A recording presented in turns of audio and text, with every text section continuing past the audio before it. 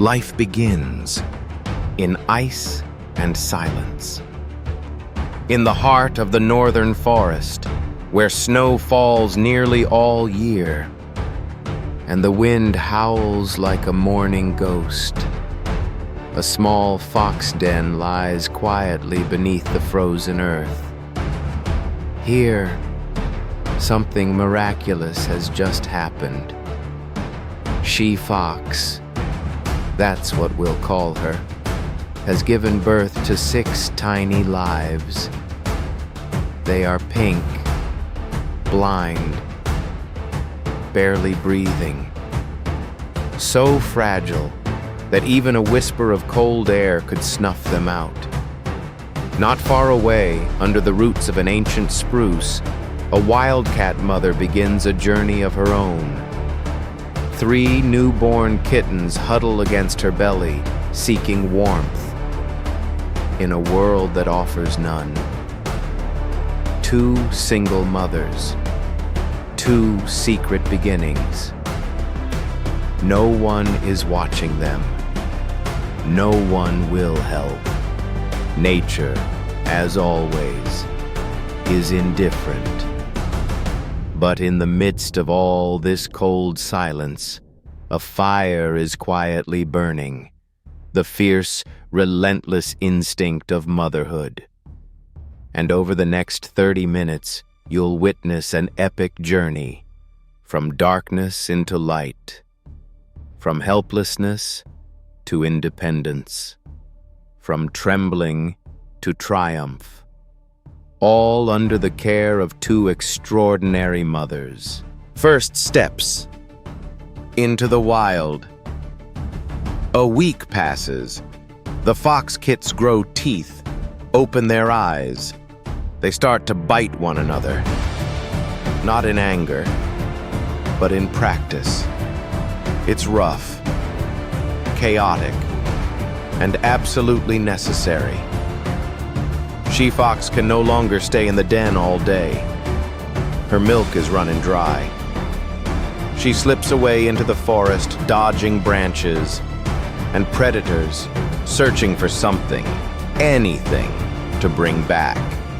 A mouse, a fallen bird, even scraps left by wolves. The wildcat mother stays closer to home.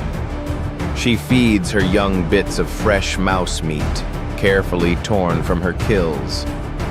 This is their first lesson, in blood and flesh, their only menu in this unforgiving world. A small reward. Unlike house cats, wildcats don't meow. They whisper. They move silently. In the wild, sound is a signal, and any sound might cost you your life. A first glimpse of the world. One gray morning, after a long, bitter storm. She-fox calls out softly. Her kits shuffle toward the light, blinking into the cold sun. Their world, until now a warm tunnel, suddenly explodes in size. They stumble into a frozen clearing and find a treasure, the carcass of a deer, half buried in snow. She-fox leads them to it, their first true meal. But with food comes rivalry. The kits snarl, shove, bite. For the first time, brother turns against brother. For the first time, they taste blood. Not from prey, but from each other. The wildcat kittens also venture out. A dead mouse, cold, stiff, is their first lesson in hunting. They pounce, claw, swipe, awkward, clumsy, determined. Today, they are no longer milk drinkers. They begin to become hunters. The law of the pack. Across the snowy plain, a pack of gray wolves moves like a machine. 7 strong, silent, disciplined. In this family, the alpha leads, not because he's strongest, but because he's most controlled.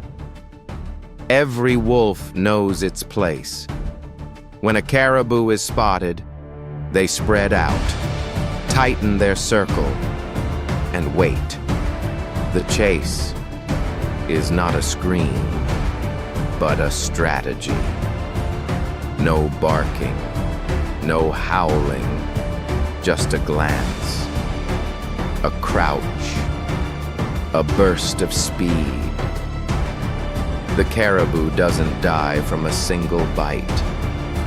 It collapses from exhaustion, worn down by relentless teamwork. And then the meal begins. The alpha eats first. Any wolf who breaks this rule is punished, sometimes harshly. This brutal order keeps the pack alive, season after season. In the wilderness, survival isn't about strength alone. It's about rules, discipline, and cooperation. The season of goodbye. Spring arrives late and slowly. But when it comes, it brings endings. The fox kits are grown now. They hunt, sleep alone, and fight off strangers. One day, without ceremony, they leave. No goodbyes, no turning back. She-fox waits by the den entrance, still, for a long while. She doesn't call out. She doesn't follow. Then, she turns and disappears into the trees. The Wildcat kittens are ready too. One by one, they vanish into the brush, drawn by instinct, driven by hunger. Their mother climbs a tall branch, looks out, then closes her eyes.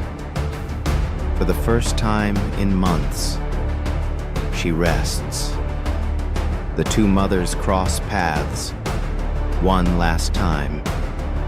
Neither threatens the other, just a stare, quiet, sharp, full of understanding. They've done what they came to do. The soul of the forest. From above, the forest looks still, a frozen world, painted in white. But beneath its surface, hundreds of stories like this unfold every single day. Mothers like She-Fox and the Wildcat, unnamed, unremembered, are the silent heroes of the wild. They don't live to be noticed. They live to continue life itself. Every creature here has a mission: survive, teach, then let go. And when we look into the eyes of these animals, we should see more than instinct. We should see effort, intelligence, and most of all, love. Wordless, fierce, and unconditional. This planet doesn't belong to us alone, and life takes many forms.